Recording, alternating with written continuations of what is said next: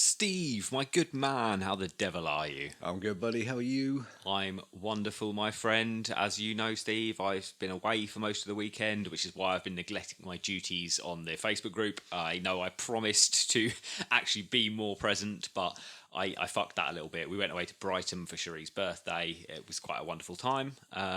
Brighton's a cool place, man. Brighton is cool. Yeah. I've only been once a long time ago, but yeah, I'll have to go again. I like it. I'm a big fan, mate. It's a place that I feel very much at home because it's full of fucking weirdos, and it's that place that just makes me feel like maybe I'm not the biggest weirdo in the room. That, yeah, that's quite a stretch. It is quite the stretch. I'm fully aware that generally, when it comes to life, I am the biggest weirdo in the room. So it's quite nice to be somewhere hanging out where other people are as weird, if not weirder than I. I said to you earlier, and it went straight over your head, but I went out for dinner on Cherie's birthday. Was it on Cherie's birthday or the day before? It doesn't matter.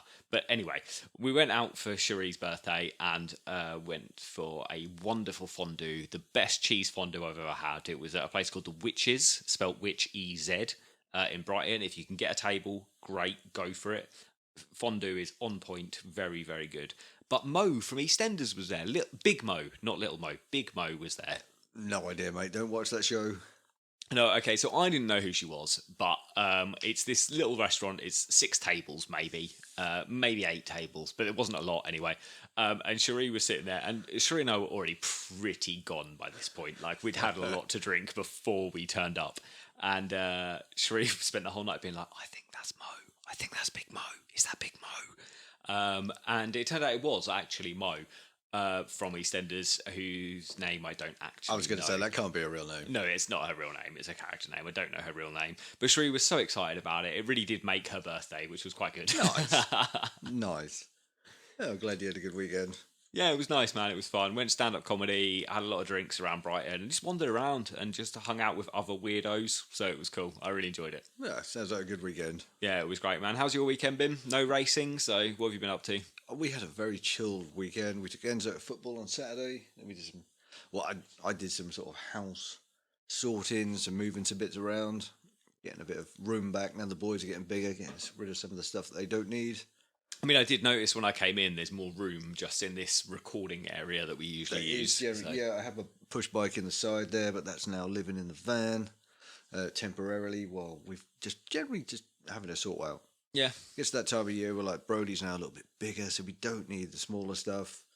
You know, we don't need chairs everywhere, so it was just a case, just that general having to tidy up. Yeah, that's it, man. I like that you've done a spring clean as we're getting to winter as well. You're really getting ahead of yourself here. I am. I'm on point this year, mate. I really am. Yeah, that was just nice. Sunday we had a real relaxed. Sarah went and played football. Okay. Which she enjoyed, and I just spent the day with the boys, just chilling around here. Nice. We did lots of painting, which was a disaster. Of the walls or of like just paper? Yeah, look, the evidence is right there. Oh, have I missed some here? Where am I looking? Oh, this corner here? Yeah, just there. Right, okay. Oh, that's paint. I assumed that was chalk. No, that's paint. Okay, fair enough. That is paint. The wrong colour. I'm missing a trick here. I've got free labour. I really should just get some wall paint in and just set them free. Yeah, just give them like beige paint and just let them have at it, mate. Yeah, I am a little bit dubious about which one's going up the ladder.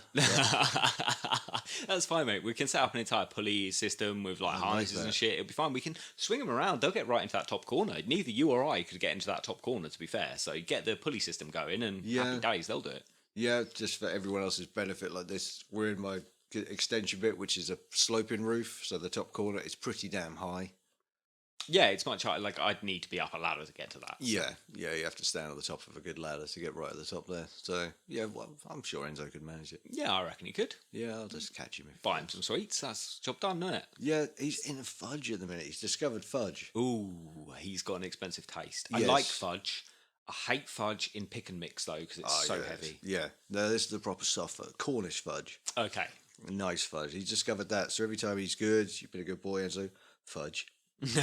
Every time. Yeah, he's not dumb. He remembers. He's like a sponge, sucking up information. I just keep throwing race stats at him and just And just hoping he will keep up with those. He'll be Dr. Martin Rains in a future world. Yeah, at the minute it's not sticking.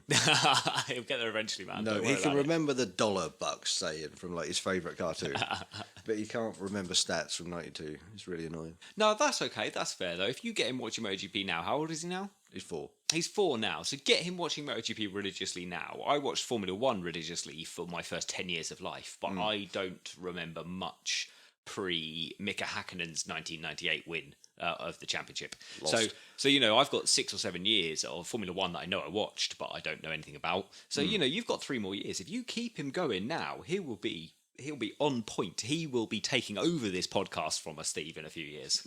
We could have a regular slot for him. Can you imagine? That would be great, man. When he's able to stay up past like 9 o'clock or whatever it is, whatever time we start recording usually, and he can just have his Enzo slot on the show and just tell us what he thought about it. That would be great. His little segment. That would be fantastic. Maybe we should start thinking about that. We'll pencil that in. We'll work into it. Yeah, exactly.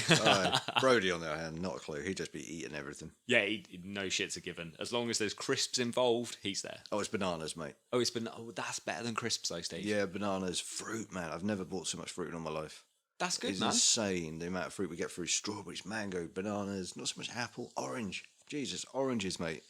It's just nuts. It's absolutely nuts. I mean, considering we're living in this world of pandemics at the moment, Steve, having a child that is keen to eat fruit and boost their immune system is okay with me. It is a bonus. That's fine. Yeah. I'm pretty happy with what they eat. That's fair. And, you know, it's very easy to get like fruit and snacks into a racetrack, so you can just buy your expensive Cornish pasties yourself. Yeah, expensive. Let's not go down that road again, my God. Did you read those emails, actually, we had after our Cornish pasty chat? I did, yeah. Some of the ones that guys have been to racetracks and events and like... having to pay like $20 for a glass of wine and stuff. But they know they've got it. It's exactly what we were saying at the time. Once you're in, they know... Yeah, man, there's no choice. Yeah.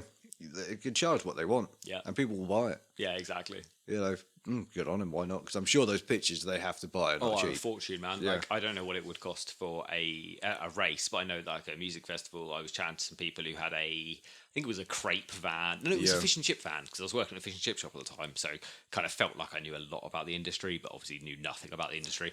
So I was chatting to these guys, and they were saying it was at Download, and they were saying for their 5-day pitch, it was costing them 14 grand for their pitch. And I was like, so is this why your fish and chips is £10? He's like, obviously, because we've got to sell so much of it. He's like, it's got to be. We've got to make the money back. If the weather's shit, we're not going to make the money.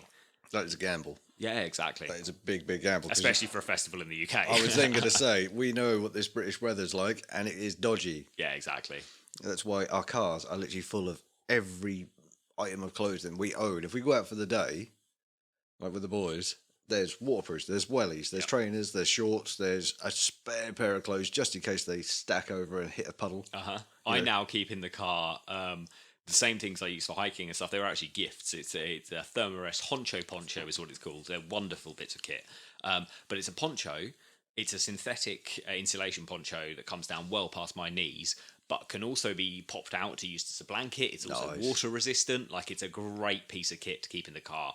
Not so great if you're hiking a long distance, because as well as your sleeping bag, it's quite heavy, but just to keep in the car, a wonderful, wonderful bit of kit. Yeah, I do have a selection of clothing in the van just in case it gets cold. Yeah. I'm expecting a breakdown at some point, so I need to survive. Yeah, exactly. I've got space to sleep in the back, but so, you know, we've got to survive. It's nice to see you, like, with your van, having a van that is of similar age, I think, to my car, in which that you know at some point it is going to break down and it's really going to leave you in the shit, so you just need to be prepared for that. Yeah, it has let me down once. The starter motor went at work. I turned the key, it just, like, clicked. It was like, oh. Yeah, that's annoying. Yeah. Especially when it's something as little as a starter motor. That's what's even more annoying. At the time, it was the engine was turning over. So, there's something really dead here. So I had to leave it till the following day, call the AEA recovery out. And the bloke just went, yeah, it's just your starter motor, just push it. I was like, but it's turning over. He's like, yeah, it's just a bit worn. I was like, for fuck's sake, if I'd have known this, I'd have just pushed it. And did you bump it and it worked? Yeah, he just towed it and it was bang straight away. Wow, that's so annoying, man. I was really pissed. Yeah, I'm not. Yeah. And when we got to the garage, the guy showed me, he's like, I've never seen one like this. It's just worn. It's just like unfortunate. This like the Bendix bit that spins out when you turn the key. He's like, I've never seen one that's worn this much. Wow. I was like, is there a problem? He's like, no, it's probably that one dodgy one that was made in that batch, and you've unfortunately got it. And that's so annoying. And Yeah. it's so annoying when you hear, now you've literally just got a dodgy one. Like, Yeah. out of 1,000 that were made, you've just been unfortunate and got the dodgy one. Literally, I was like, that is my luck completely. I'm so gutted. And I felt like a real dick as well, because I like engines. I like priding myself on I can fix it, I can sort it. And this guy turned up and just sort of gave me a sideways look, like, yeah, you dickhead. I remember once having, it was a Peugeot 206cc. Nice. So it was the old blue convertible I used to have. And funny story, I'd left work at 5:30 in the morning, whatever, I'd just done a 12-hour shift. As I was leaving work, my brother phoned me. He'd just finished a shift for the same company. He'd finished, I don't know, half an hour before me. And he'd been like, are you driving past me on the way? I was like, well, not past your house, no. He's like, no, I'm broken down. Here's where I am. I was like, oh yeah, fuck, I am driving past you. What do you need?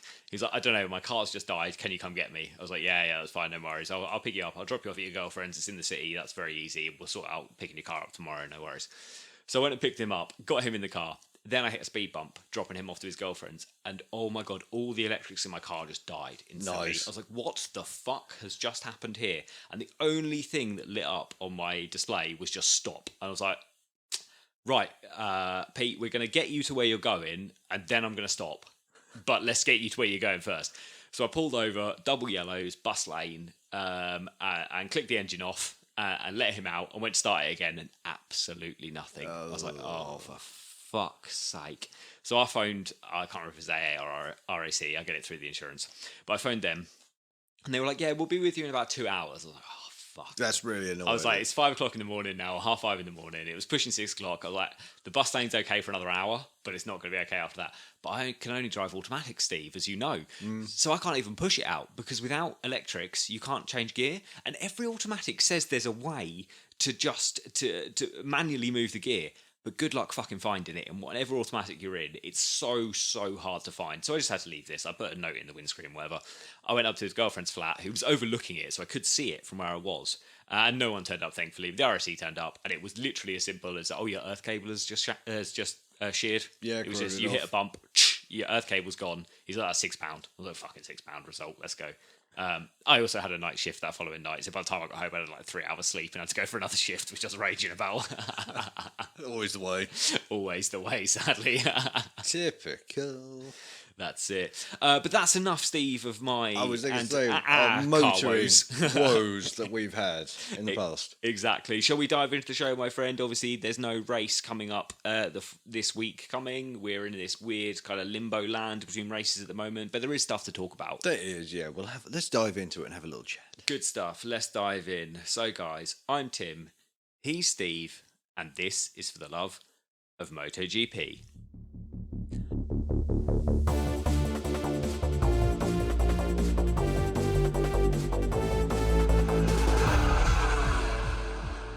Now, if you're new to MotoGP, guys, don't forget to check out our Introduction to MotoGP show. It will give you everything you need to know to start enjoying the sport we all love. We go into the teams, the riders, the storylines. We go into the history of the championship.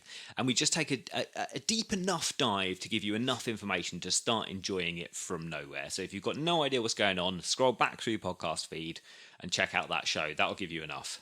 It is a good show. It's a long one. You're going to need a drink. It's a lot. I had a lot of drinks. Tim in that had a show, lot of Steve. drink.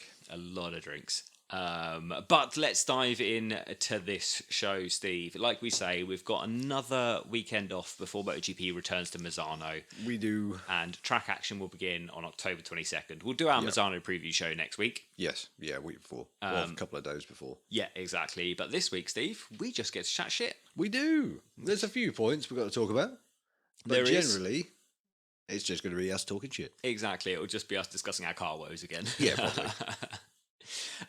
So our first point of news, Steve, is the provisional announcement, or the provisional calendar announcement for 2022. Yes, that was released late last week. Late last week, you did share this in the Facebook group, which is the first time I'd seen it, but it looks like it could be a long season next year, Steve. It is going to be a longie. It is going to be a longie indeed. I'm quite looking forward to it, but it does feel like this one actually feels like it's going to be a long, hard slog.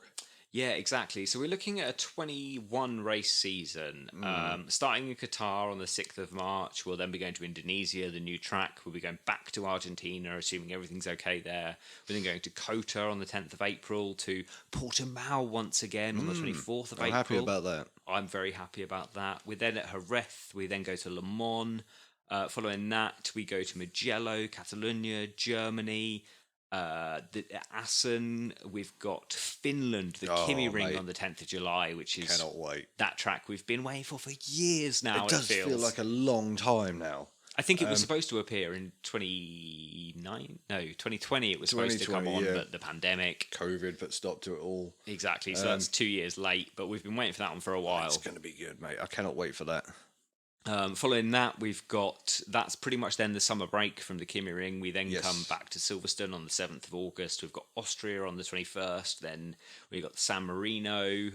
We've got Aragon, Japan on the 25th of September. Thailand is back again. As one of the flyaways, essentially. We have the Japan, Thailand, Australia, Malaysia flyaways. We go from Japan, the following week at Thailand, we then have a week off, we go to Australia, we go to Malaysia, and then the season will end in its depressingly classic ending position of Valencia on the 6th of November. That does sound long. A long season, man. The longest MotoGP season ever. Yeah, don't get me wrong. It'll be good for viewing numbers. It'll be good for just the sport in general, but I feel like it's going to be a hard task on these riders and teams. Yes, especially. And the thing is, we kind of think about it, don't we?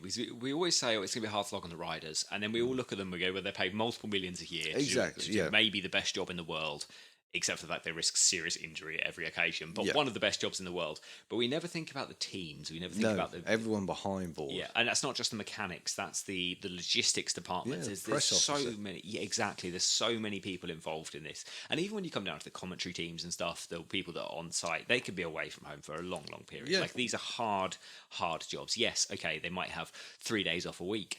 But those 3 days are spent travelling and crossing time zones, and then it's 4 days of intense bullshit for a long time. There's hundreds of people, independent, like privateer photographers, everyone, all journos, the freelancers involved. Yeah. Everyone that follow these guys around. I mean, look at Malaysia. You can't just fly home. No, exactly. For that time, you walk in the door, hi, shower, bye. Yeah. There's no point. These guys are away for a long time. They're dedicated to their jobs. Certainly. And it's one of those things. Would you and I love to be in this paddock and have these jobs? Probably yes. But in the real world, when we think about realistically, you also have a family of kids. Exactly.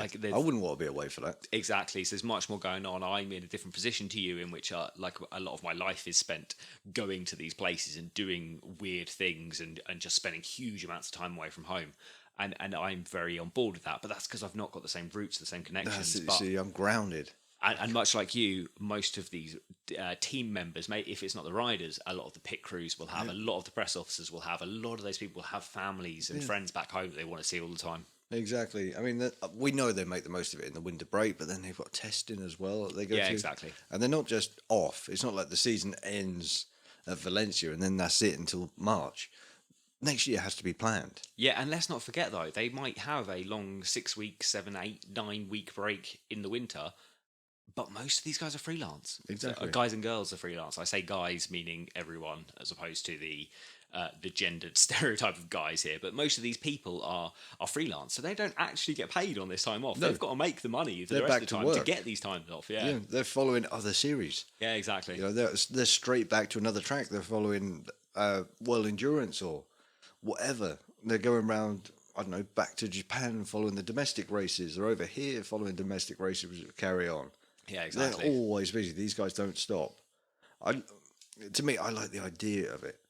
But I think in an ideal world, I'd go to Qatar for the first race. And I'd probably pick 2 or 3 in the middle of the season that we could go to sort of bring you guys live from the track. Commentary and our podcast live from there and get some proper interviews. But to go to each one, It'd be madness, mate. It would be hell. It's hard work for people that do it. It's why I'm quite like the Superbike's having like 13 rounds a year or whatever, compared to next year we're looking at 21 rounds over 8 months. Like it's a huge amount of time away from home. That is hell of a lot. But for like Superbike's, what, 13 rounds a year or something? And yeah, it's like 3 races across those rounds, but at least you've got a lot of time at home. And this is a lot of what people are saying with Johnny Ray not wanting to go to MotoGP, is that he's got a wife and kids. Like, he's got a family. Like, let him have his 13 weekends away. Exactly. And then he can be at home the rest of the time. And that's true of everyone that is involved in World Superbikes versus It's MotoGP. just your situation and what you're used to. And as your life progresses and your situation changes, your priorities change. But at the end of the day, this is their job. Yeah. This is what they've been scheduled to do. So they're going to have to do it. Yeah, that's it. And this is why, again, when we say the riders' best job is in the world, because they're getting paid millions to do this. But the mechanics and all the rest of the crews aren't getting paid millions to do this. They're getting paid a good wage, don't get me wrong, and all their travel expenses are covered.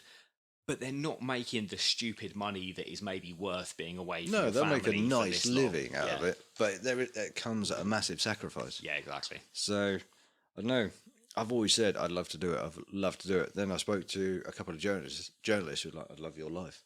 Yeah, exactly. I'd love your job. I'd love your... Oh, you bloody wouldn't. You're like, trust me, it's minimum wage bullshit. You don't want it. Don't do what I was doing today. No. You don't want to do that. But they all say like the complete opposite. Once you've got it, it's that grass is greener thing, isn't it? Yeah, that's a lot of it. We look at it and it's just like, I'd love to do it. I'd love to follow these guys. I'd love to be in the paddock, hear the bikes, smell all the bloody fuel getting burnt. But then when you get it, sometimes it's just not worth it. Yeah, exactly. That's exactly the case. Do you think 21 rounds is too many across the season, Steve? I think it could be. I think we're going to have to gauge it on this year. But again, we're in the lucky situation where we don't have to travel. Yes. So it's not us that is really going to feel the brunt. But I do feel for the riders that coming into 21 rounds, that could be a bit much. But even from a consumer point of view, do you feel 21 rounds is too much? We've had conversations in the Facebook group about this, in which people have said it's kind of diluting the product. Maybe it's best to have less rounds so we're all excited for them. Yeah, sometimes too much is a bad thing. Yeah, exactly. It almost feels like an overdose. Yeah, and I think I've said it on this podcast quite a few times, and I kind of stick by it. It's 16 to 18 rounds a year. Yeah, I think 18 is the right number. Yeah, exactly. I think we could ditch Valencia. I'm glad you've gotten forward with this idea, mate. I'm so pro ditching Valencia. I am. It's been around for a long time. It's not the best track in the world. There's options. Yes. It's not like not dissing the North American tracks at all, but it's not like there's not as many options. There's pretty much Kota, and that's it. I mean, we could probably still go to Indy. I think Indy. I think we could still go to Indy. I don't know. Laguna Seca, it probably is no longer I think that's okay. off the I cards. think the safety aspect of Laguna But Seca if we is were too compare much now. the two, we compare North America and the number of viable tracks that we could rock up to tomorrow, race, compare that to like Spain. Yes, with a similar number. You're right. Spain has got far more options to drop Valencia and pick up another track straight away. Yes, without a doubt. And it would be good to spread these races around. If let's say we're going to have 20 races, we could take some of these tracks we've been going to for a long time and offer those slots out to some of the developing countries that are now bringing in their infrastructure. Certainly. And it'd be nice to have another South African round. It would be nice, especially with Brad Binder, with Darren Binder. Like, it'd be good to have another South African round. Kyle Army last time. Kyle Army's, Wilcom. Is Kyle Army South Africa as well? Where's Kyle Army? Welcome certainly is, isn't it? Yeah. Where's Kyle Army? Oh, without googling it, I don't know. I feel like I've just made a tit out myself, and I know I'm not going to edit this out. I'm pretty sure Kyle Army. Oh, is it? Actually, you've blown me now. Off the top of my head, I cannot remember. I'm pretty sure it's South. Kyle Army is South Africa. Yeah. Yeah, it is. Okay. And Welcome is also South Africa, right? Pretty sure. Let's just check that. Oh no, we're getting the Googling going on now. Yes, also South Africa. MotoGP hasn't been to both, has it? Yeah. Oh, okay. Fair enough. I had to think then. Again, you questioned myself. Yeah, pretty sure we've been to both. Okay. They ago. are two different circuits. I don't know enough about my South African circuits to know I that don't. they I are. don't Maybe really it's the same know. name for the same circuit. Guys, if you are listening and you know and you're shouting at your podcast You're raging at your speakers, calling us idiots, let us know. Get in touch. Exactly. Get in touch. Because one of my favourite things to do, Steve, on that note, is shout at podcasts. I Be love like, shouting oh my at God, what the podcasts. fuck are you talking about? Yeah, especially ones that I really like. Yes, exactly. I'm quite open. I talk to you about it a lot. I compare us and what we do, like our YouTube stuff, to a podcast that I really like. and I scream at them. Yeah, exactly. It's another subject that I know and love really well. It's carp fishing. And I often rage at these guys. They're some of the best in the world at what they do. They're entertaining, they're captivating. I'll argue with them. Yeah, And exactly. despite the fact they cannot hear me, but 159 other people all around me building boats can hear me going, what the fuck? Yeah, exactly. It's the fun thing. But I feel like it's the same as maybe, when you watch a game show or you're watching like Who Wants to Be a Millionaire and you're like, it's such an easy answer. What the fuck are you doing? It's that moment where I'm sure when you've got the TV cameras are on you and stuff, you just freeze. You're like, I know the answer, but I can't think of it. It goes. And I feel like it's the same when we're sitting in like your kitchen recording like we are now. I do just it have a all moment where I'm like, every- oh my God, people are going to listen to this. What the fuck? I can't remember it. I look like such a twat. I do it all the time. Yeah. I have my pauses where I stutter. And it's only because brain can't keep up with what I want to say. I know exactly what I want you guys to hear, but this grey matter and its 4 brain cells cannot get the words down this mic. Honestly, between us, Steve and I have maybe 10 brain cells. So the fact he's given me 6 of the 10 here is really making me feel good about you with myself. far more brain cells than what I have. I hammer things together. That's just the way it is, mate. We smash it out, we get on with it. Literally, that's my day. That's fair. Literally, I was hammering wedges into something today, straighten it up. Yeah, quite. I just pretend I'm busy. I've been very good through my entire life of just pretending I'm busy. Being self-employed has been very difficult for me, Steve, because I made my entire high school life and going into working for the first, 10, close to 15 years of my life of working, I got very good at the skill of looking busy but doing nothing. And then I decided to go self-employed and freelance and realised you don't get paid for looking busy anymore. No. You literally have to do the work to get paid. So it's been a big shift in my mindset. Yeah. So I can't sit on my idle hands, otherwise I will take things to bits. Yeah. Which I've literally done in the past. Had my appendix out, what did I do? I took the telly apart. Please, the hospital, no end. Yeah, no, this is at home. Oh, okay. Yeah, couldn't get the remote. Everyone else was at the house. I was stuck on the sofa. I had my appendix out like 2 days ago. Got home. Went to get the remote, couldn't turn the telly on, convinced there was something wrong with it, so I took the back off. Did you check the batteries in the remote first? No. That might have been the error. That was the error. Yeah. Me doped up still on a bit of morphine. Took the back off. It was one of those old tellies as well. Oh, like a cathode ray TV? Yeah. The tube tellies? Yeah, one of them. I was convinced there's something wrong with it. And in my doped up state, yeah, that was it. Dead telly. That's the end of the TV, sadly. Yeah, I can't sit on idle hands. I have to be doing something. Sarah hates it because I'll get up in the mornings and I'm like, go. Maybe you would suit a 21-round MotoGP season, Steve. You'd be busy the whole time, man. Yeah, but I'm a sleeper. I like to sleep. Yeah, that's fair. Yeah, I sort of feel like, as we said, I feel like 16 to 18 rounds is the optimum for MotoGP. Yeah. And I kind of always thought that about all racing series. But I tell you what, and I'm going to go there, Steve, already. Formula One this year has changed my mind on that front because Formula One is a 21 or 22 round season this year. It's long. It's 22, isn't it? I think it's 22. I think we might have had 16. We've got 6 left. But there's like 6 points in the championship, and it's so tight this year that I give want you that option. Exactly. I want every single fucking race in Formula One this year because the title is so close. It looks so good that having this longer season really does look like it's going to pay off for Formula One this year.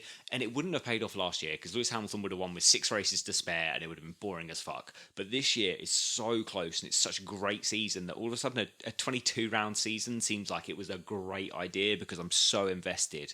So if you can get a good title challenge going and a really good battle, then a long 21-round MotoGP season will be intense. But if you get the 2019 Marc Marquez, where he's wrapped it up with 6 races to spare, it's going to be pretty dull. Like, it's quite a gamble. Yeah, it's almost the way you want the option, the cut-off option. Whereas if someone, let's say someone wins it with 5 races to go, you get the following round, then that's job done. Imagine if we had a weird Formula E type thing. We know Formula E do this thing where they have like a fan boost where you can vote on Twitter for the driver that you want to get a boost during the race. They're pretty gamified racing. I like it. I'm a big fan of it. Yeah, I am on board with it. To start with, when I first saw it, I was like, Yeah, that's how I felt. But actually, I watched it bring in a new audience that aren't a fan of any other motorsport. We've spoken about this before. We look at MotoGP, eSport, which eSports are now becoming a worldwide global phenomenon.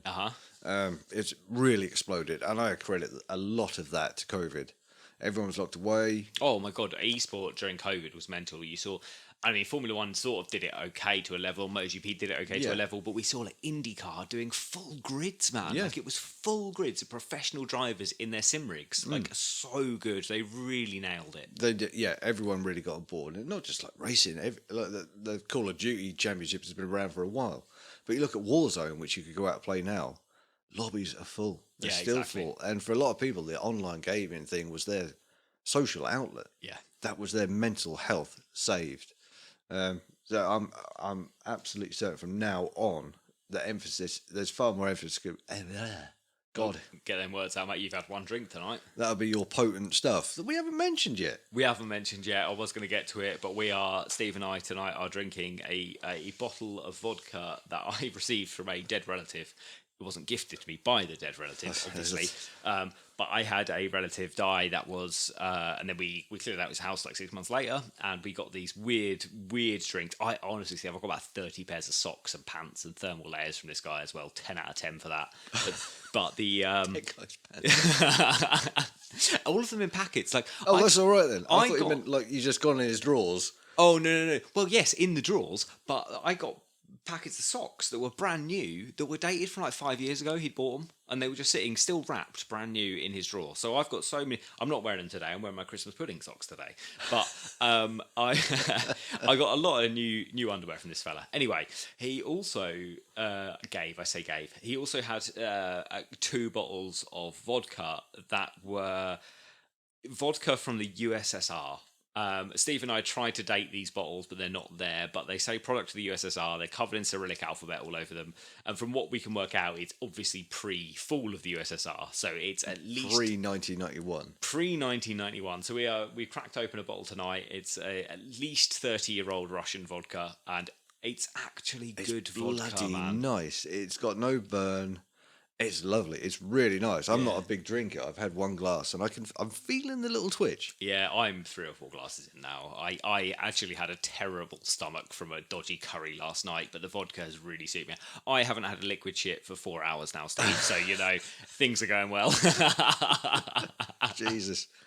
Oh, this podcast.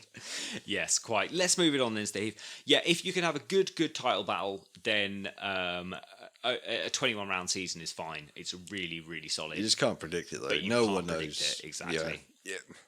It would be nice to have like that variation where one year you could go, right, this year you've got 15 rounds.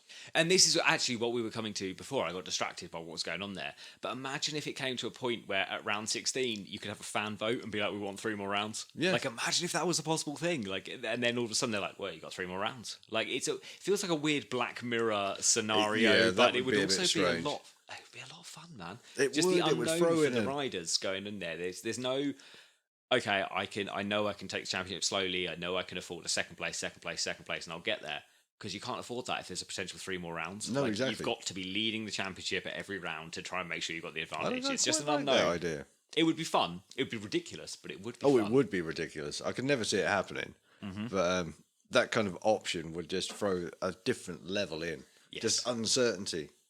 And it would also, if you thought you had it wrapped up, you'd be shitting yourself because you probably wouldn't. Yeah, exactly. 5 more rounds. Oh, fuck. Yeah, exactly. You're like, fuck, I'm 3 points clear. Because to be fair, when you look at Johan Mir's title last year, if there was 3 more rounds, maybe Mordelli would have won that title. I think he probably would. Yeah. It would bring in that option. I can't ever see it happening, but that would just throw so much uncertainty. Can you imagine being the logistics guy? Like, fuck, you'd probably have it pre-planned. Yeah, exactly. Everyone You'd have would. everything on. You'd probably have everything on private charter at that point. You'd Yeah. I'm going to get a jet, and if it doesn't go, I'll just pay them 10% of whatever it was, and we'll leave it there, and we won't go. Yeah, can you imagine trying to find a track? Right, you free this weekend? Yeah, that's a good point. It's why it could never happen. Nah. There's so many logistics in which That's it it. couldn't happen. You couldn't do it. In a weird fantasy realm, this would be okay, but in the real world, it would never happen. And Yeah. maybe it wouldn't be okay anyway, You could apply it to the esports. Even then, it feels like, I don't know, I kind of feel like COVID was a weird year, but generally the championship the athletes sign up for is the championship they get. Exactly. It can't change No, midway through. it's got to be set in stone. Yeah, which is a shame because it would be fun just to throw that other element in there and just see who came out on top. That would be a bit of madness. Exactly. Moving on then, Steve. Misano, the next round, we know that's in. It's not this weekend coming; it's the following weekend. Yes. They are going to be letting in 10,000 more fans per day into the circuit to see Valentino Rossi's final race on Italian soil on a MotoGP bike. I get it. I do get it. I mean, a huge amount of it is nothing really to do with that. It's the COVID restrictions are easing in Italy, which means they're just allowed more people in. They're still not, the grass banking will be closed. You're still not allowed on that grass banking. You're still going to have a grandstand ticket. But it's going to mean that there'll be 35,000 fans per day allowed onto the circuit, which is 105,000 fans over the weekend. That's a lot. That's nice as well. Like I say, restrictions are easing just in time. Yes. Hopefully they'll ease a bit more before Valencia and those guys can open up fully. Give them a good send off. Yeah, I don't know what the restrictions are like in Spain at the moment. I don't know what's going on. Not off the top of my head. But Italy's definitely relaxing. So it's certainly relaxing to this point, yeah. So it'll be 105,000 fans over the weekend, which feels like a huge number, but then compare that to the 2019 numbers, the pre-pandemic numbers. We saw 158,000 fans over the weekend. It was 21,000 on the Friday, 41,000 on the Saturday, and then 96,000 on the Sunday. So it's still a massive jump. A third of the Sunday fans will be there, but I don't know how many of these people are going to have tickets for the whole weekend. I don't know if it will actually be 105,000 different people. It'll be 105,000 tickets, but I imagine a lot of those will have Friday, Saturday, Sunday tickets. I would imagine so. When we went to Silverstone, a lot of people camping. Yes, certainly. They did, as far as I'm aware, Silverstone did throw up an option because they have the Day of Champions on the Thursday. Yes. So you could go then. And I did see some people on private campsites nearby. Oh, okay. Were there on the Wednesday because they had the OH Vale mini champs. Okay, so they could still get into the circuit. I believe so, yeah. Huh. See, that would be quite fun, but then you kind of miss that festival atmosphere of being on the actual circuit. But I guess all of those surrounding circuits become kind of really satellite. The surrounding campsites, become like satellite festivals, a lot of them don't they? Linked as well. You can walk there. Okay, they're really, really close. Okay, but you can see them as you drive in as well. Yeah, some of the little villages like Toaster just around it have cones put out because there's so much traffic going through. Of course, it's a stupid number of people turning up. Insane. Imagine living in one of those houses. You'd be like, oh my god, can't get out my driveway. Yeah, exactly. You're like, fuck it, we know this is going on. We're just walking everywhere this weekend. Yeah, exactly. Get the pasta in. We ain't leaving. Yeah, we're not going nowhere. Yeah, it's nice to open up, let more people in. Yes, get it back to normal. Bit more normality coming finally, and it'd be good for Rossi, and it'll just be good for the Italian fans to see him one last time on Italian soil. There's going to be a track invasion. There will 100% be a track invasion. Bring us back a souvenir, someone. Oh god, that would be fucking great. And if you are invading the track, guys, just send us some pictures. We don't really want a souvenir, just some pictures of the track invasion would be a 10 out of 10. That would be good. And if there's not a track invasion, you let yourselves down. Yeah, start one.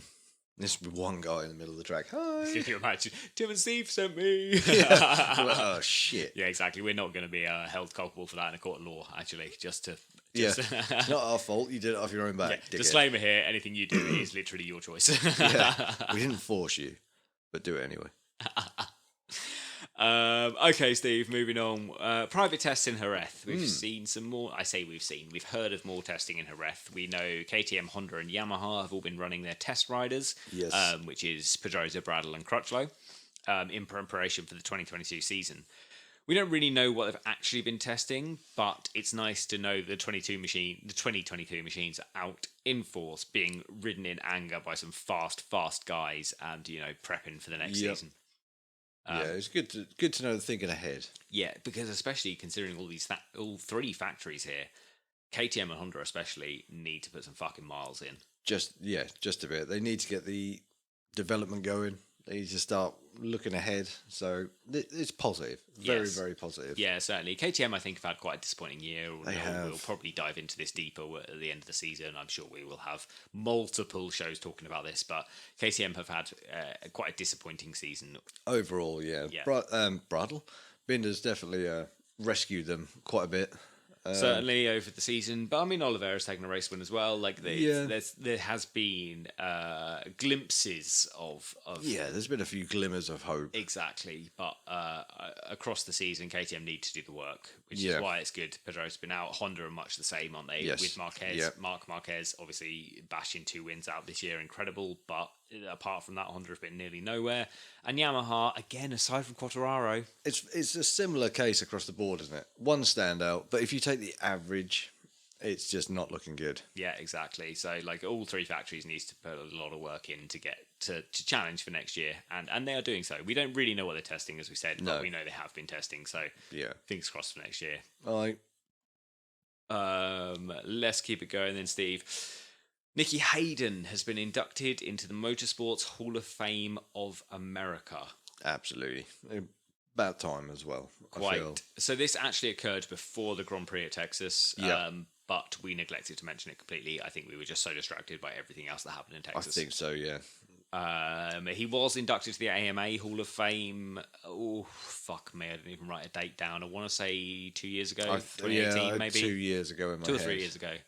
But now he's properly in the National Motorsport Hall of Fame and joining such legends as Mario Andretti, Colin Chapman, Jim Clark, Eddie Lawson, Wayne Rainey, Kenny Roberts, Kevin Swantz, Freddie Spencer, and the one that really tickled me when I hit this list, Steve, was Amelia Earhart, who we all know as being the famous solo female pilot, and one of the first female pilots, and the woman who...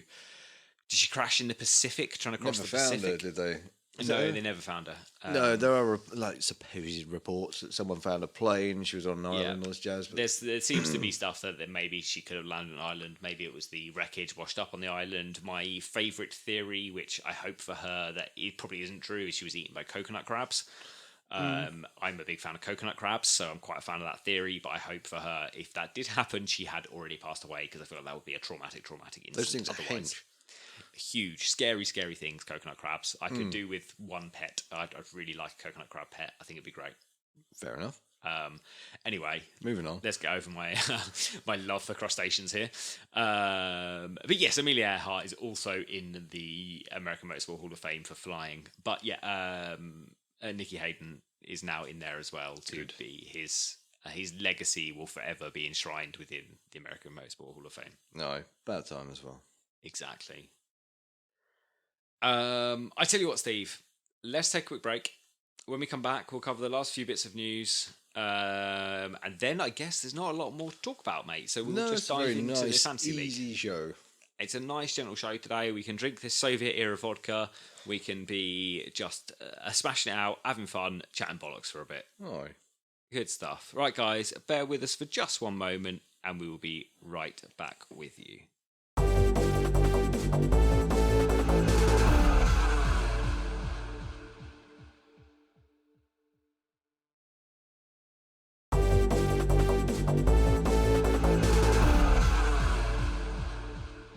And we are back. So, Steve, we've topped up the drinks. I've had a wee. We're all good to go. We're back in the game. Happy days. So we just covered the Nicky Hayden induction into the Motorsport Hall of Fame of America.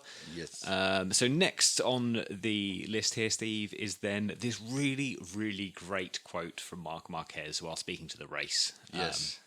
The article was all about Marc's recovery and how he's still got a lot of form to recover, because to be fair, we kind of all are fully aware at this point that Marc Marquez is not the Marc Marquez of 2019.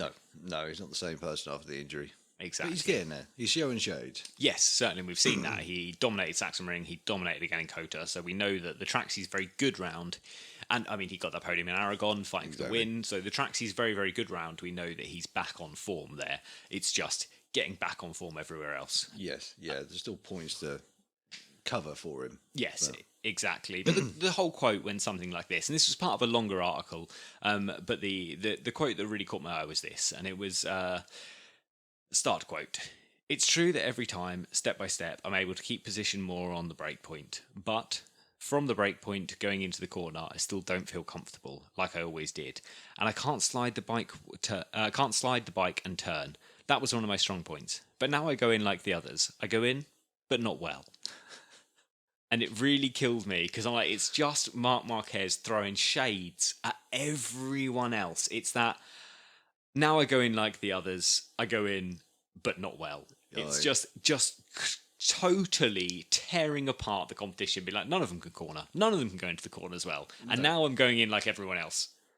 It was great. I think it's really him setting up for head games going into 2022. He's there being like, definitely.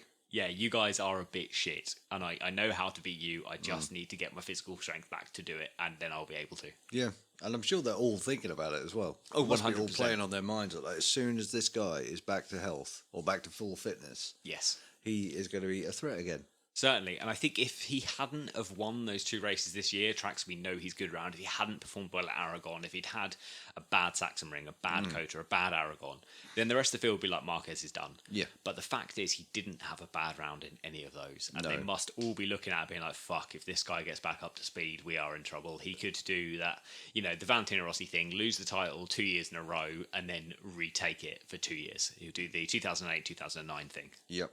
There's every possibility. Yeah, I'm really sure think it's coming. yeah. I'm sure next year he is going to be a massive title threat. He's a title threat next year, without a doubt, Yeah. in my mind. Like we said in the last show, I think the Quartararo Bagnaia Marquez combination is the title battle for next year. I'm completely with you on that one. So everyone else has got to be worried. You can't count him out. You Yeah. can never go into a track and think, hey, he's not going to do well here. He's always going to do well. Look at the number of points he's got already. Well, exactly. In this year, he's already ahead of a lot of people. Yeah, I mean, he's in the top 10 now, isn't he? I Exactly. think. So So that just speaks volumes for his talent. yes, without a doubt. It really does. Without And it's a good. doubt. It's just another element in the big MotoGP conundrum which we can't sort out, and it's great. Yeah, and I know we always say it, don't we? I feel like we always say it going into every year. It's going to be a great year. It's going to be a great year.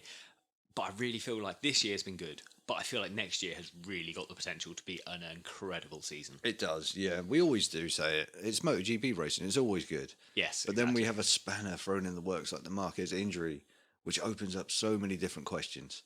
And then that opens up more questions in turn. And it just, like you say, next year is already shaping up to be a blinder. Yeah, that's it. And imagine it without the injury, man. Like, Marquez, probably the pace we saw him show in 2020 in that one round, like, I'm sure he'd have been the 2020 champion. I'm sure he'd Absolutely. have been fighting for this championship. Quartararo might have been there, Bagnaia might have been there, but I'm sure Marquez would have been the guy, and then he'd be on 10 more championships at this Exactly. point. But he's still got time in his hand. Like, Exactly. he's He's still still young. looking good, yeah. He's still looking fit. Yes, he's not the same person that he was, but it's still there. Yeah. It just needs to come to the surface again. Exactly. I mean, one more title, as if it's that easy, one more title, to match Valentino Rossi. One more than that, you've eclipsed Valentino Rossi, and the only guy to beat is Ago.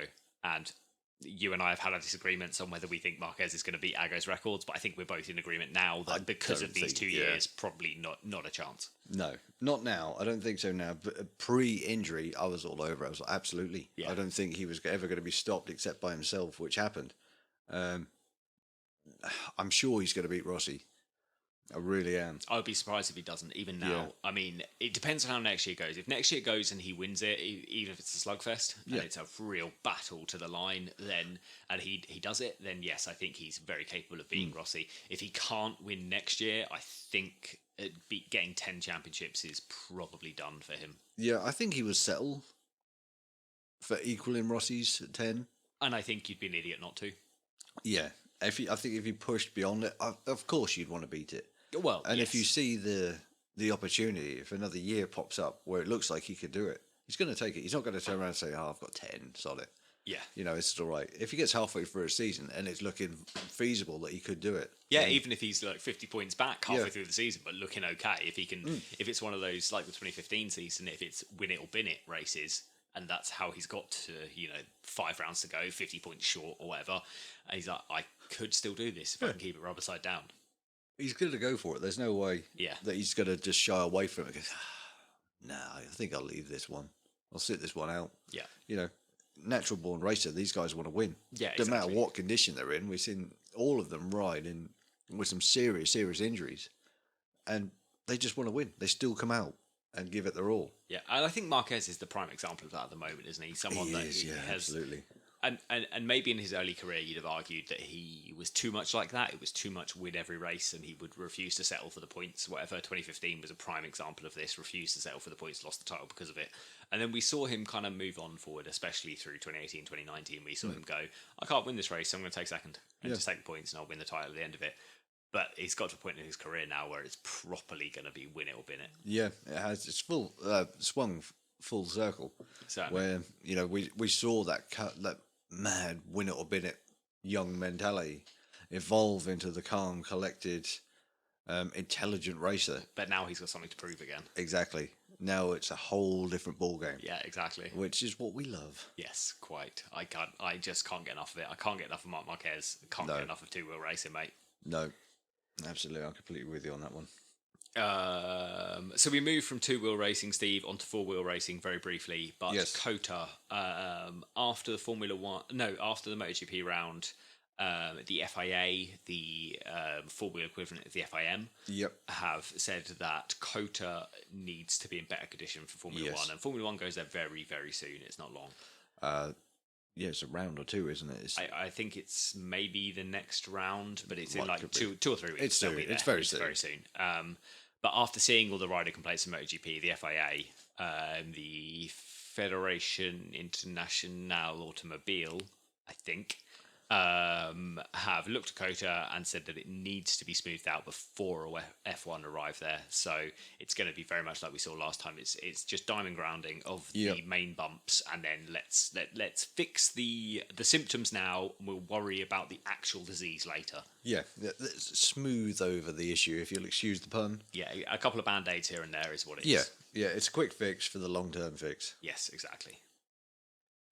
But yes, we will be seeing their track will be ground out for that, but then they will be doing the resurfacing job, in theory, between turns 1 and 10. But it shows something, doesn't it? If Formula 1 is concerned with the bumps, like, we knew it was bad when we were watching MotoGP, but now if Formula 1 are concerned, like, you kind of know, wow, that was really grim for the MotoGP guys. Yeah, if the cars are concerned about it, they're far more stable than these bikes. Yes, although you could argue maybe that the downforce and stuff, and they're running so close to the floor that those bumps are really going to fuck them. Whereas hit a bump on a MotoGP bike and it'll you for a little while, you'll have a little tank slapper. We saw it with Johan Mir, but you won't crash. You'll still get into the corner. But a Formula One car at full pace, mate, if that bumps, these guys are you lose your out. aero. Like, you lose all of your downforce. If it lifts even a little bit, you lose all your downforce, and that's it. You'll be in that gravel. Exactly, major safety concern for them. Huge safety concern. So these bumps will affect them all in different ways. But I say it shows, like you said, that if the FIA come out and said, no, we're not going to race there unless this is sorted quickly, and they've listened. It's good that they've listened.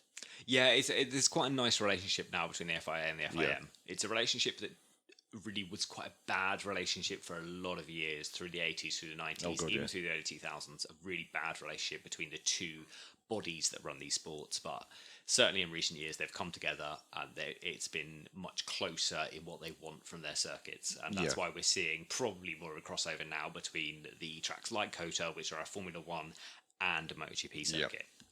We're not going to completely separate tracks now. Exactly. There's still some Formula One tracks, certainly, and a lot of Formula One tracks would not be suitable for motorcycle racing. Not at all. In the same way that although motorcycle racing tracks are suitable for Formula One cars, it won't produce a good level of racing, because a lot of them are too thin, a bit too finicky.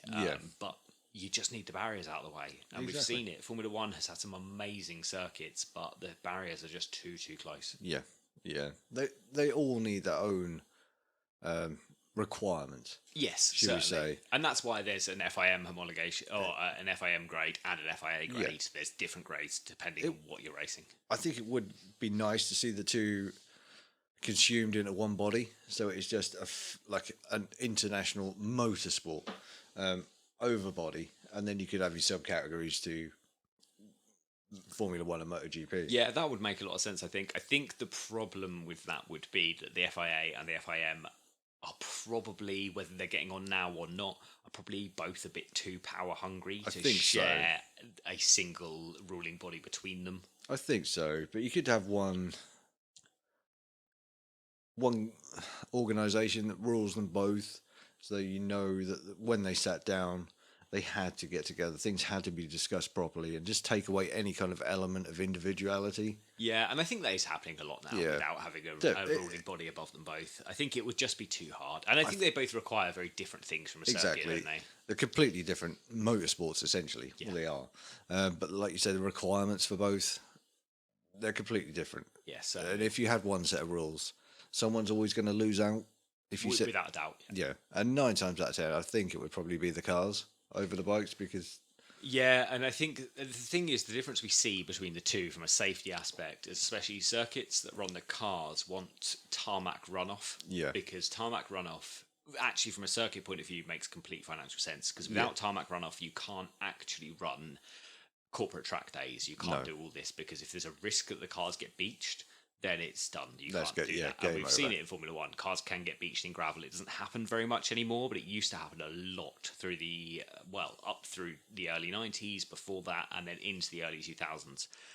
Cars would just get beached, and that's why we have so much tarmac runoff now, is because that ruined championships. Lewis Hamilton lost his maiden championship in his rookie year, essentially, because he ran off on the pit lane in the wet. His inters had turned into slicks because he just wore them away, tyres, that is. And he ran off in China, and he ended up in the gravel, beached the car, and that arguably lost him the championship. Yeah, I believe it. So they don't want that anymore. Whereas in MotoGP, we kind of want gravel. Gravel slows you down much better than anything else. Grass, you slide across. Tarmac, you slide across. Gravel, as long as you hit it good, is a pretty good way of slowing you down. If you hit it badly, you tumble. You have that Jorge Lorenzo limbs flying ragdoll crash that no one wants to see. But gravel is much safer for that slowing you down than tarmac or than grass. So it would be very difficult, I think, to get a track that is perfect for both Formula One and MotoGP. But there are tracks, plenty of tracks that we go to. Off-bike Kota is an example of that. It's a track that works for both. And there are Malaysia worked very, very well for both. But then Formula One got too expensive for Malaysia, so it went with MotoGP only now. Yeah. It works. It works as it is. So as long as it's not broken, don't fix it. Exactly, and I think it's probably the least broken it's ever been at the moment. Like you say, the relationship is in the best condition it's been. Yeah. And it's only going to get better. Certainly. So they're building on a neutral ground. Yep. Which is good. They're not at each other's throats anymore. Yeah, that's exactly it. Whereas, like we've said, in the early 2000s through the 90s, 80s, they certainly were at each other's throats constantly, and there were very few crossover circuits between the two. Formula One and MotoGP went to very, very different circuits for a very long time, and now the only thing that keeps them apart is literally the safety aspect of the barriers being too close. Yeah, and it's good that that is the reason they're being kept apart. Certainly. Because it shows that they're recognising... Yeah, it's not politics anymore. It's literally safety for the competitors. Exactly. That is the best reason to have this individuality. Yes, certainly. So, yeah.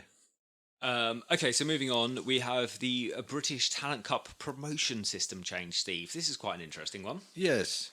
Yeah, I only saw a little bit of this. Okay, so I read into it a little bit, not too deeply. I didn't know a huge amount, to be fair, about the promotion system from the British Talent Cup. No. But at the moment, it looks like when a rider progresses from the British Talent Cup, and this comes with the backing of Dorna, they enter the Junior World Championship. Yes.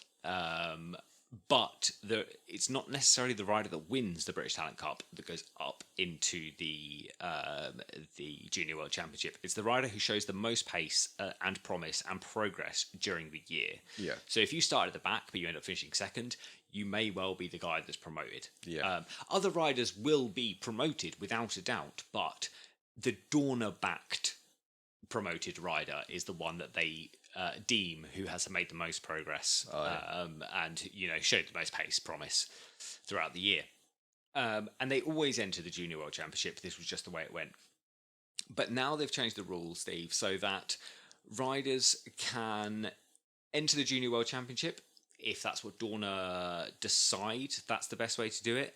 But they also might decide that the Red Bull Rookies or the European Talent Cup is the best route for that rider. And they will take that individual rider's situation and their progress and everything into account when they decide this. So they could say, yes, you will be entering the Junior World Championship, or they'll be like, you're not going to, but you will enter the European Talent Cup, or you will enter the Red Bull Rookies, and you will be on a Dorna-backed team to do that.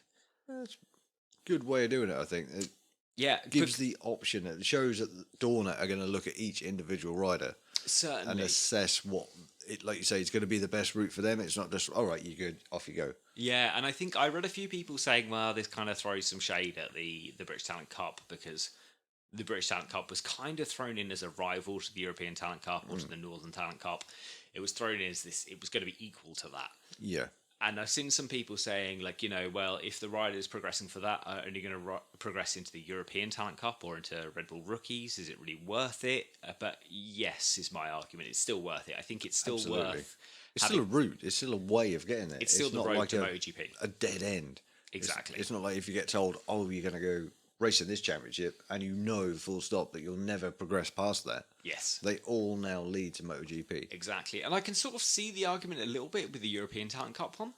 Whereas, because the Red Bull Rookies, I feel like Red Bull Rookies and the Junior World Championship are sort of on a level. They feel like that. And we've sort of seen that. It's been especially highlighted this year where we've seen Izan Guevara, who won Red Bull Rookies, Yes. and we've seen Pedro Acosta, who won the Junior World Championship. And Yeah. both of them have batted heads in both series coming up. One of them had come to the top in the other, and one of them had come to top in the other. So I feel like those two championships are quite equal. I feel like the European Talent Cup is probably a step below those two. Maybe. And are we saying the British Talent Cup is a step below the European one again? I mean, you could argue yes, because it's only one country, or four countries actually, that you are taking competitors from. So Yeah. you've just got less of a pool to work with at that point. Oh, it certainly feels that way. And if it is that way, I think that makes these rule changes even better. Because all right, if it is a tiered structure, you know that your path will still ultimately, no matter where you go, Yes, exactly. lead to your goal. You're not sidestepping to MotoGP. Like, No. It's not like you've jumped to World Supersport 300, which, for all intents and purposes, is essentially Moto3, but for the World Superbike paddock. Yeah. Like, it's not like you've sidestepped away from the MotoGP paddock completely. You're still...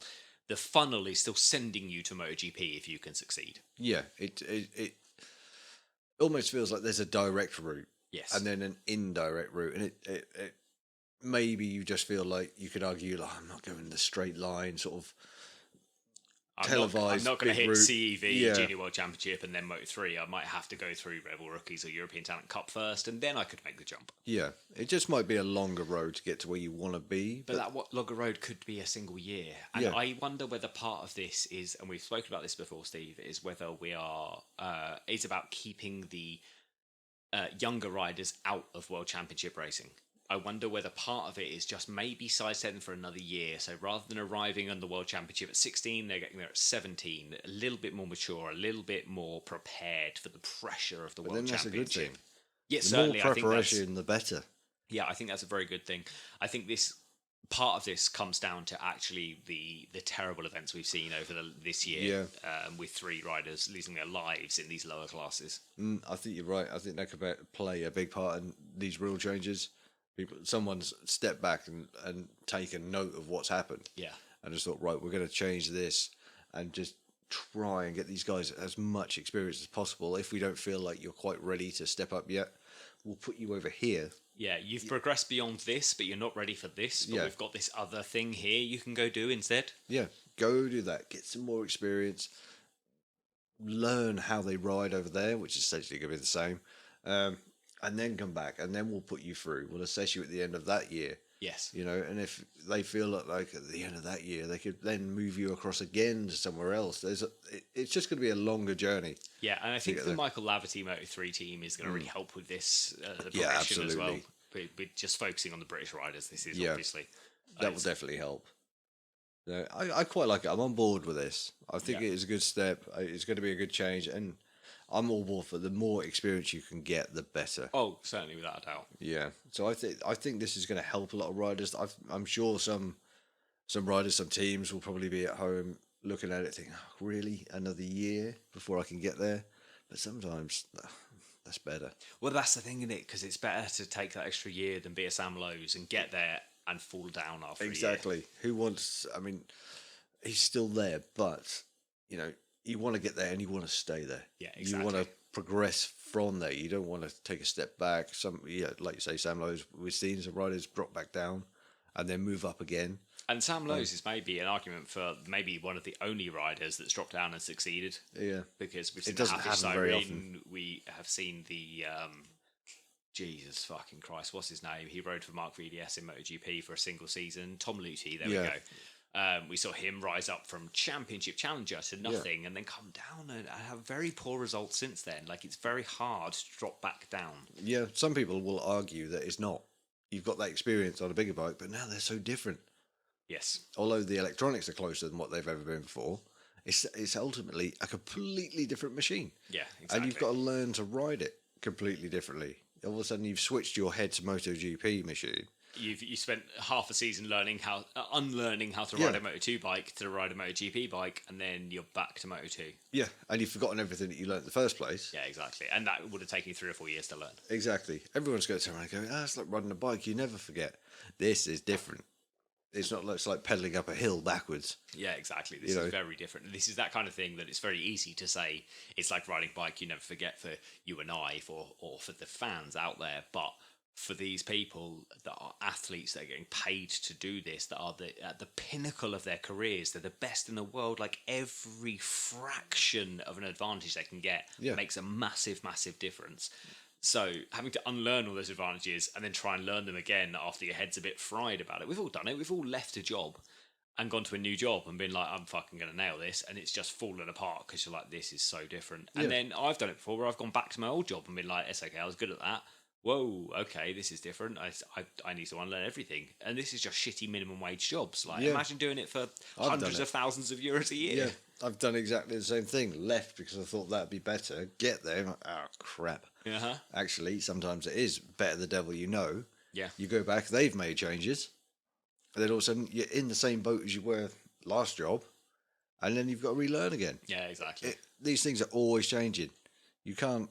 Constantly. Yeah, you just cannot predict how it's going to change. Yeah, quite. Someone says, right, we're going to change your electronics next year. And you're like, there's going to be electronics next year? What the fuck? Yeah, hang on.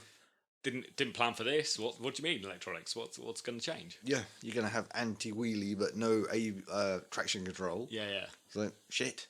I shouldn't have gone. I should have stayed here. And that's the funny thing. Again, I think as casual fans, you've just mentioned that, the anti-wheelie, the traction control. I think as casual racing fans and as people that ride motorcycles like you and I, we don't really understand traction control on a motorcycle. We don't understand launch control on a motorcycle. Yeah. Like, we just don't get it at all. And I've met a lot of people throughout my life who have said, especially when it comes to motorbikes, not to cars so much, because we've been used to traction controlling cars for a really long time.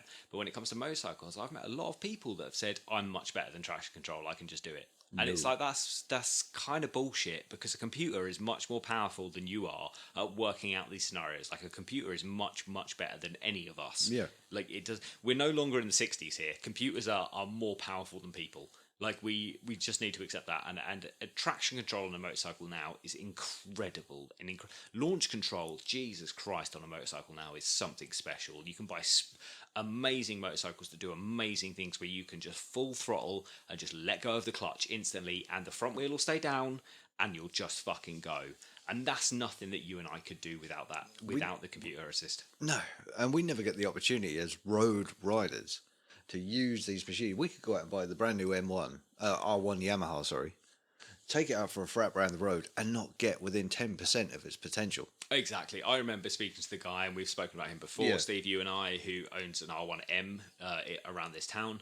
And he said to me that he has got the launch control on that, the one that you set up with your iPad before you go. And he told me it took him 4 weeks of riding that bike every single day before he would trust the launch control enough just to bean it and just let go of the throttle of the lights. Yeah. And he said when it happened, it was incredible, because the front wheel, while bouncing, it still gripped the floor. It wasn't like that moment, and we've all done on a motorcycle, whether deliberately or accidentally, where you just give it a bit too much and the front wheel just goes the loose. headstock just floats. Yeah, and you're like, oh no, when this hits, I'm in trouble here. And you're like, do I tap the rear brake? Do I drop the throttle? What do I do here? And I'm always a man that drops the throttle and lets the bike roll. But I am fully aware that I'm in the quote-unquote pussy camp for this, because I know a lot of people will just dab the rear brake if they know what they're doing. A lot of people will just hold it and see what happens, but I'm not in that camp. I'm very much someone who will drop the throttle, let the front wheel go, and then accelerate again. But he did describe to me the sensation. He said it was absolutely incredible, the fact that the front wheel was just bouncing, but you could still feel it through the handlebars. You knew it was on the ground, and it just went. But it took him 4 weeks of riding that bike every single day for hours every day before he trusted it enough to do that. And even then, he said, "I've never done it since." No, I quite believe it. I'd love to have a go. I'd love to be able to do a track day. Yeah. Hire one of these things and just go to a proper track where I know I had time to do it. Yes, exactly. And just experience it. Because everyone's aware, I ride older stuff. So I can't dump the clutch, otherwise I'm going to spray third gear all over the tarmac. I was going to say, actually, I feel like on your bike, it's more likely that you're just going to blow the engine rather than pick the front wheel up. If I pin that thing, mate, there's going to be oil everywhere. It will be an absolute nightmare. See, part of me would quite like to ride it just to experience it, and the other part of me is like, nah, because when I crash it, I'm going to have to explain to Steve why I crashed it, and it's just not worth the hassle here. It's pretty hard to crash. You say that, Steve. I was very good at crashing mopeds. Right? So, and they were slower than this thing. I don't ride it quick. But it is a different ballgame. Stepping off of like modern sports bikes onto that took a lot of getting used to. That was far harder. I would say I shit myself more getting on a 1950s bike than coming off of sports bikes. No disc brakes, no rev counter. It's all done by the amount of vibration going through your arse and your ears. Isn't that amazing? But then obviously your seat is cushioned as well, so you're not really feeling the full vibration there. You're doing it through your feet more than anything, right? Yeah, you it comes through the pegs a lot. It does come through the pegs a lot, and you just have to hear it. I mean, it's like 10 mile an hour in first gear, and then you're changing up. It's only 4 gears. Oh, is it? Yeah, it's only 4 gears. So it's just like a long ratio, second and third, and fourth is just for cruising. Yeah. But if you pin it, and the brakes are the things that took the most getting used to. Like, I remember one incident, overtook a cyclist, and the car in front of me had just overtaken the cyclist, but then stopped and indicated right in the road to turn off. And of course, I'd given it the look at the cyclist, looked back and thought, oh, there's brake lights.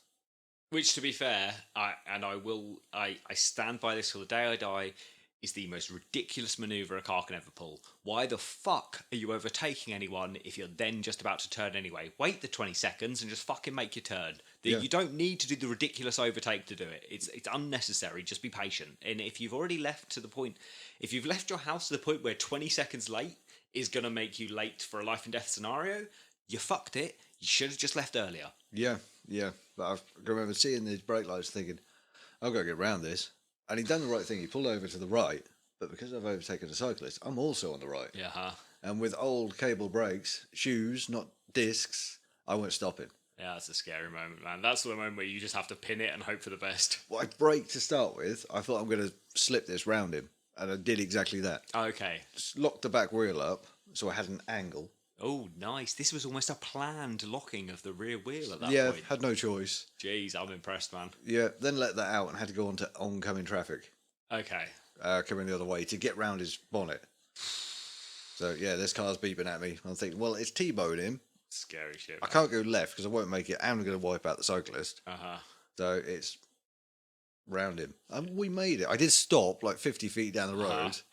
I'd be like stopping and be like, I haven't smoked in 3 years, but I need a fucking cigarette after that. Yeah, I did stop and have a look. The cyclist went past me and I heard him go, all right, mate. Yeah, you're like, I've had better days, to be honest. Yeah. And no one said a word. Just the guy who stopped in the road, hit the horn. I was just like, mate, come on. Seriously, you didn't have to go round him. And it was a case, it was less than 100 metres. So by the time he got round him, slowed, it all happened like in a split instant. Scary. That was the hardest thing. I would say it's harder going from new bikes to older bikes. Yeah, it doesn't surprise me at all. No. But if I hop back on a new bike now, I dread to think what I'd be like.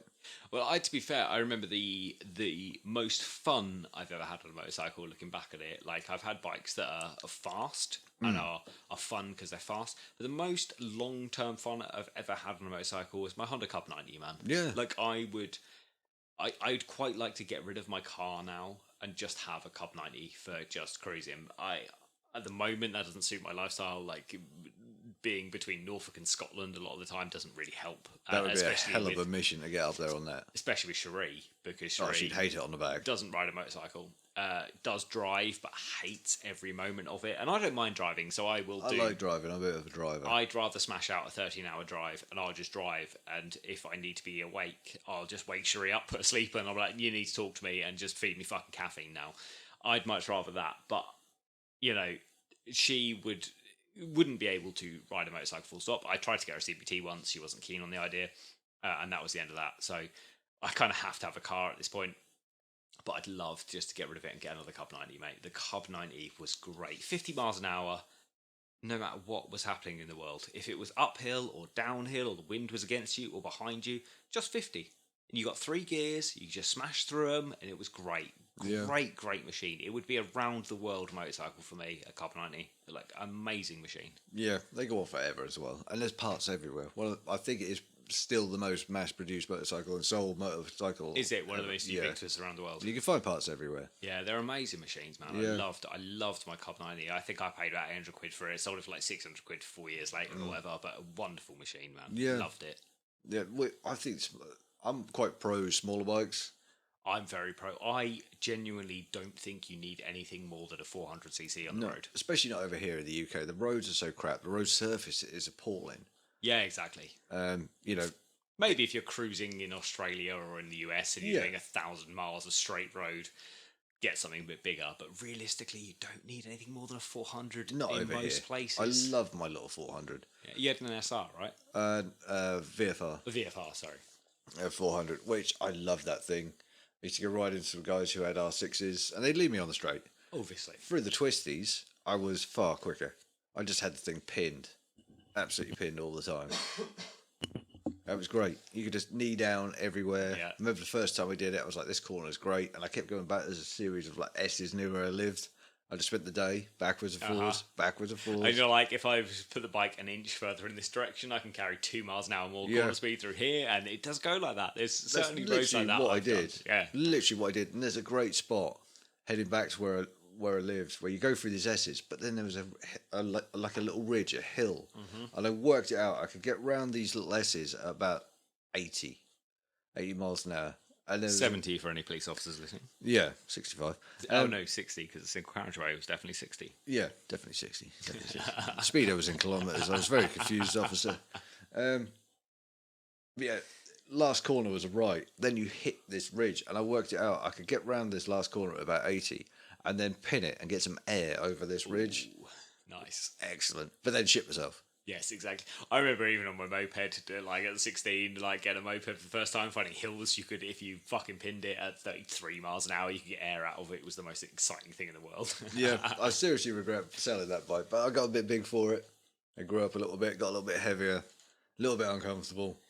I'd still do it now, man. If I was gonna, I think I'm gonna get rid of my 600. I think that's done. I'm not using it at all enough for it to be worth it. So I think I'm gonna get rid. I'm actually gonna ask you for a lot of help in that, but we'll do that on a time we're not recording. I think I wouldn't bother getting more than a 400. I really would like a KTM 390. Yeah, I like for the look of road. I those. don't think there's anything. Yeah, I don't think you need more than that. No, generally. not at all. I think it's just the look. People like the bigger bikes, a bit more power. If you're two up, it's just that little bit of oomph. to drag Certainly you. for 2 up, it makes Yeah. a difference. And if you're doing track days, fucking Yeah. go ahead. But on the road, I really don't think you need Standard anything more. road riding. No, I've always said I have a love for Harleys. I like the sound. Just cruising. I'm a cruiser now. I'm not a speeder. I just like plodding. Yeah, you watched too much Sons of Anarchy, mate. I have watched. See a bit- yourself as a Jax Teller there, just cruising along. I'm more Tim Allen in Wild Hogs. I just like riding. I don't want to Yeah. go quick. I just want to get to wherever I'm going in one piece. Just relax.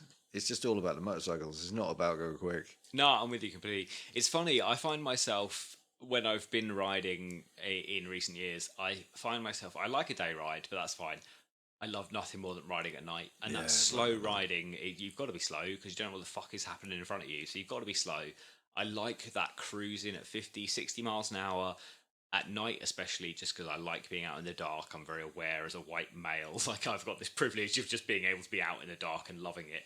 But I love that scenario of just being able to just cruise around and just do my own thing. Pull over in a lay-by if I wanted to stop for a cigarette at the time, I just pull over in a lay-by, have a cigarette, get back on the bike, off you go, and just cruising for hours on end in the dark. Like I love that feeling, man. It's so good. Yeah, I'm completely with you. I don't mind day riding, night riding.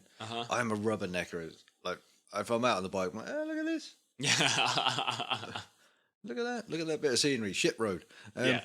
I'm one of those. So a sports bike does not suit me. Yeah, The no, old I'm stuff with you. does. And I do like the KTM 390. We looked at one where we went to Silverstone because they always had the bikes on display. We had a little sit down on one. One that did take my eye was the Ducati Multistrada.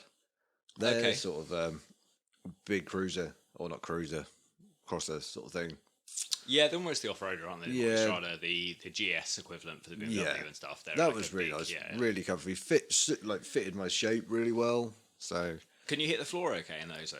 I've got Okay. short legs. You could drop the seat back a couple of inches I normally. in think those. so. Yeah. I mean, I'm only 5'8", so I've got short legs anyway. Yeah, yeah. I find some bikes hard to get on. I mean, I find it. I'm 6'1" or whatever, Mm. but I find some of the big Tourers like, whoa, what the fuck? Yeah, I've sat on a lad at work. He's got a really old GS, and I'm like, whoa, bloody Yeah. hell. Yeah, I don't think I'd work. A GS 600, is it? There's a 600, right? Yeah. It's like, yeah, that I'd probably be okay with, but get any bigger than that, and I'm like, nah.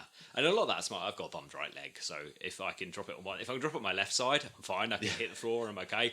If I start to go on my right side, that's it. I've just got to accept the fact I'm tumbling, and then we'll just deal with it later. We're going down. I need a light bike. I've done it before, mate. I did it before on the bike I have at the moment, the Thundercat 600. It's I can hit the floor with my both knees bent, not a problem. But if I get it wrong, like I pulled into a petrol station one day in Scotland, and I was going fine. I thought everything was okay. Tipped into the petrol station, tried to put my right foot down to stop, and then my right leg just went, nah, mate, not happening. So I just collapsed and tumbled, and then like 3 people just ran out of this petrol station. This petrol station was tiny, man. Like it was.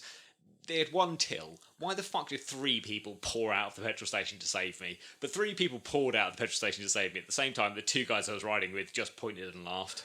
Like, they did nothing else. They just pointed and laughed. So we had to pick the bike up between me and these 3 shop attendants. One of my 2 friends who was like, fucking dickhead.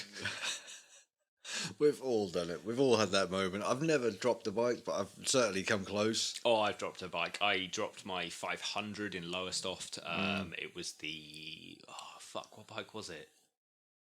Was it my ER5? I'm sure. Yeah, I think you've told us this story where you were doing your ride and the copper was like, "What are you doing?" Yeah. I think it was my Yeah, it Kawasaki was. ER5, and I Yeah. got breathalyzed because I dropped it. But that was my left leg, so that's no excuse. I was just being a twat. That was a good leg. Oh dear, that's a massive tangent. That was Whoa! a huge challenge. Steve's just pushed his mic all over the show. Right, Steve, we're going to move on, mate. We've got one question from the Facebook group, and this is actually a question that is in reply to a request I fired out a few weeks ago where I said, Yes. look, we've got not a lot to talk about this week, guys. What do you want to hear? And we got a question from Kevin here, and like I say, it came in a while ago, but he was just saying, I think a good topic could be what effect Rossi's retirement might have on the attendance/viewership of next season. We've covered this in the past, not for a while, but we have spoken about this in the past. Yeah, we've not had a deep dive on it, and I think probably in this off-season we'll take a really deep dive into this. But I think to just cover it now would be nice. Initially, I think it will change viewership, especially. I don't think it'll change attendance. We too might much. see a difference in attendance for like Magello or for Misano. Yeah, there might be a don't couple think rounds. Globally, we'll see a huge change. No, I mean, it's definitely going to have an effect. Yes. There's always been people in the past, like the diehard Rossi fans, who said, like, when he's gone, that's it. I'm done with MotoGP. And I've made my thoughts really clear on this in the past. If you're a MotoGP fan, you're a MotoGP fan. You're not a Rossi fan. No. Well, you could be a Rossi fan, but you're not solely a Rossi fan. If you're here just for him, then you're a Rossi fan, you're not a MotoGP fan. Yeah, I agree completely. I think it will affect it to start with. But I think gradually people will realise the love of sport, of the sport, and will come back. I don't think it's going to have a huge effect, but it is definitely going to have an effect. Yeah, no, I'm sort of with you. I don't think it's going to have a huge effect on the viewership because much like you, I think if you're a MotoGP fan, you're a MotoGP fan and potentially a Rossi fan. I'm a MotoGP fan and definitely a Rossi fan, and you are certainly the same. Yeah. I think if you're a Rossi fan, then a MotoGP fan, it's going to have an effect. I think we're also in this sort of this wonderful world where Rossi has done this wonderful, wonderful thing by being a bit shit in the latter years of his career. So we're not... If he'd have retired in 2010, then boom, this would have a massive, massive impact. But the fact that he held on and he challenged for a title in 2015 and he was competitive until 2018 or whatever it was, it meant that the guys that came in, or the guys and girls that came in as Rossi fans, have become fans of the sport as a whole and are maybe not so much Rossi fans as they were. Exactly. Because he's less competitive now. He's got less of a draw. Yeah. And the saving grace is as well, we've now got other people. that are just as good. We've got cool storylines going on, which is a huge part. Yeah. If we just had this, it's Jorge Lorenzo now and no one liked him, that's taking over Rossi's mantle. If Rossi retires in 2010 and everyone's like, well, Jorge Lorenzo is the next Rossi, but no one likes Jorge Lorenzo, maybe the viewing figures drop off.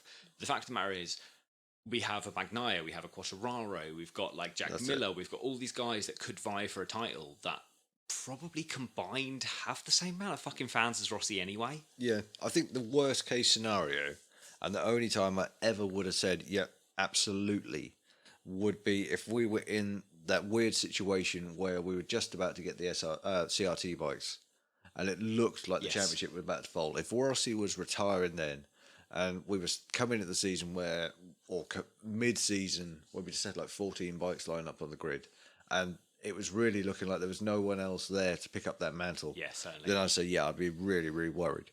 But now we've progressed to this, we say it a lot, this golden age of MotoGP, where we've got so much talent on this grid, so much talent coming through, that you can't predict what's going to happen. There's multiple championship contenders. There's not just your one or two people going for the title every single year. There's no more aliens. No, they're all gone. We're just a big pack of aliens now. There's 22 of them out there. Mm-hmm. Everyone's looking good. The bikes are looking unbelievable. It's not just the fact you've got to be on the Yamaha or you're not going to win this championship. Yeah. All of these bikes pretty much look the same. It's a level playing field. So yeah, I think it will drop a little bit, but I think ultimately now we've got far more MotoGP fans than we have Valentino Rossi fans. I agree with that. So completely. I think we'll be okay. I think it would be nice to see some numbers. Yeah, within Italy, I think there'll be a drop. And I Yeah. think within maybe certain markets, there'll be a drop. But I think overall, I think you're right. I think there's more MotoGP fans than there are Valentino Rossi fans. And I think maybe the Spanish contingent have maybe brought those fans in that will replace that Italian contingent think so. of fans. And the fact is, we've still got some amazing Italian riders, the Pecco Bagnaia, the Franco Morbidellis, that are just going to scoop up those Rossi fans anyway. Exactly. They'll all be brought into that family. Yeah. And ultimately, we're still going to see Rossi there. He's got his own team. Well, quite. We're going to see him. I imagine if he's not on the grid, he's not around the paddock every weekend. He'll be there for 50% of he'll them. be there. Yeah. In some way, shape, or form. His legacy is going to live on. Certainly. And then, let's face it, X amount of years down the line, we're going to see his daughter there. Yeah, exactly. Valentino or everyone. Well, she will be a world champion on 2 or 4 wheels. I don't know which it will be, but she will be an amazing world championship in some form of motorsport. And you know what? Even if she doesn't get into motorsport, I think looking at the family she's got, she will be top of her field in whatever fucking industry she decides to get into. Yeah, her genome is strong. Quite. Whatever she decides to turn her hand to, I'm pretty sure exactly she's going to be top of that game. Her genes scream success in whatever field it's in. Yeah. I bloody hope she comes into MotoGP though. I do, because I think it saddens me to say that it could be fucking 20 years away from us now, but she could be the first female champion. Potentially. Not world champion, because we saw Anna Carrasco do that in World Supersport 300s, but she could be, and I hope that there's a woman that does that before this point. But if not, she is the girl with the pedigree to become the 2-wheel world champion that we all kind of crave to see. Yeah, we've covered that as well before. We'll cover it again in the off-season, no doubt. But, without a doubt. Yeah, I'm sure this subject will be covered vastly by the commentators of whatever broadcast channel is in your own country. Yeah, without a doubt. I know the BT Sport guys, I'm pretty sure will cover it exclusively at some point. And I'm sure many podcasts will as well. Yeah. We'll just have to wait and see what their take on it is. But I'm pretty confident they will probably have the same view as us. Yeah, that's it. Right then, Steve, I've got a train to get home pretty soon, but let's just run through the top 10 in the Fantasy League before we end this show, shall we? Let's go for it, buddy. Okay there, guys. This Fantasy League is getting competitive at the top. It is. We've said it over the past few weeks, but currently between 10th place and 3rd place, there is 70 points, which is quite a paltry amount to cover in a few weekends of racing, especially when you consider that in the last Grand Prix, Team Top Step here, who were in 4th, scored 161.5 exactly. points. That is, it sounds a lot of points, but it's not. But it can be covered quickly, especially because I can see here there's a lot of you not used your boosts. So, Steve is one of those, but Bagnaia for Misano, good use of your boosts. If anyone overtakes me with that, I'll be fucking raging.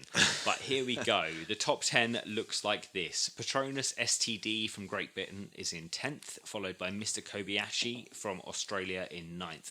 Tiger Motorsport, also from the UK there, is in 8th, and Tim's Titans, aka me, 7th from the UK. Team Crash is in 6th, also from the UK, and then we get the first of our American teams here, His and Herpes, one of my favourite names, and probably will remain my favourite name for the year. And I'm undecided, but His and Herpes, even if you don't get in the top 3 this year, there probably will be a prize for you because you have the best name. It just might not be as good as the top 3 prizes. Anyway, Team Top Step there in 4th from the USA, and then we hit the podium, aka the current T-shirt winners. Here we are. Nine Toes Racing in 3rd from the US on 1,535 points. 25 points clear of Team Top Step in 4th, but beware, Team Top Step... Jeez, I've said this too many times. We'll get it in a minute. Team Top Step still has a boost left, as does His and Herpes. So, it could save me extra if His and Herpes get into the top 3 here. Saves me sending them 2 prizes, so that would be great. But yes, Nine Toes Racing, 1,535 points. 2nd place, here comes also from the US, 1,551 points. And then we have Kragers. He's been in the top for almost this entire season, also from the USA. That means the 3 top positions here are being dominated by players from the US. In fact, it's the top 5 positions being dominated by the Yanks, as Steve just said. But Kragers is there on 1,618 points, a solid 70, almost 70 points clear at the top there. Things are looking good as long as Kragers, you don't fuck it now, my friend. Has he got a boost left? He hasn't, has he? No boost left. Oh, no boost left. I'm coming for a strong finish out of 48th. I could have you. Oh my god, can you imagine if you just went and got it into the top 10 now, Steve, from the 48th? I would be so... How many boosts have you got left? 1. You got 1 boost left, and you can't put Bagnaia in, can you, for this round? Have I got him? Let me have a look at you, my friend. You're melted rubber, aren't you, in 48th? I can only see your results from the last race. Oh. And you've got Martin, Zarco, and then Espargaro and Quattararo. No, I've changed that. Okay, I can't see what you're doing at the moment. I can only see from the last round. Yeah, I ain't going to do it. No. Well, I don't know. I've got faith in you, man. I don't. It's only, how many points 500 or something. You're on 1,112 points. So to get into the top 10, you need to get yourself up to 1,480. You need about 300 points. That's not happening. It's going to be a tough ask at this point, my friend. That's not happening. I'll settle for out of 40th. That's fair. We'll see how you do that, right? Yeah, I finished the Stone Cold last. How many people we've got in the league now? 60. Nice. Yeah. And what did we say at the start of the season? We'd be happy with 20. That's exactly what we said. Yeah, I think via text, you and I were like, we'll say 20, but we'll be happy with 15. So, this has been a solid result. It's been a great turnout so far this year, and we've still got 3 rounds to go, guys. So don't stop changing your teams now. Yes, keep at it. That pretty much brings us to the end of the show, I think, Steve. I think that is, mate. Okay, guys. So if you've got anything you want to say to us, if you've got any questions like Kevin had in the Facebook group there, I know we got that late, Kevin. I'm very sorry, but at least we got there eventually.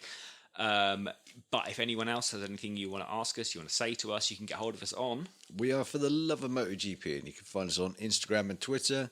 And we haven't mentioned it a lot in the show, but come and join the Facebook community. We both have been a bit slack over there recently.